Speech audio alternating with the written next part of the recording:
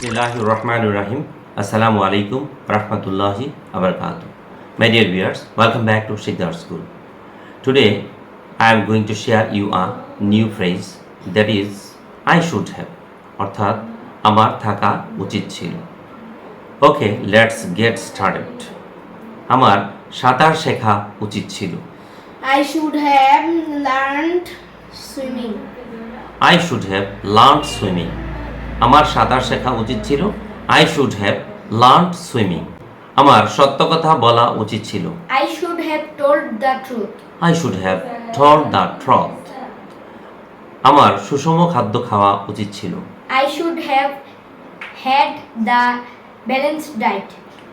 I should have had the balanced diet. আমার তাকে সাহায্য করা উচিত ছিল। I should have helped him. I should have helped him.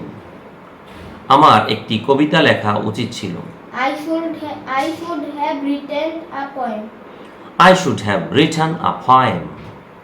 আমার কম্পিউটার শেখা উচিত ছিল। I should have learned computer. I should have learned computer. আমার বিদেশ যাওয়া উচিত ছিল। I should have gone abroad. I should have gone abroad. Okay, dear learners, thanks for watching our today's video. Bye bye. Bye bye. Tata. See you in the See you in the next video.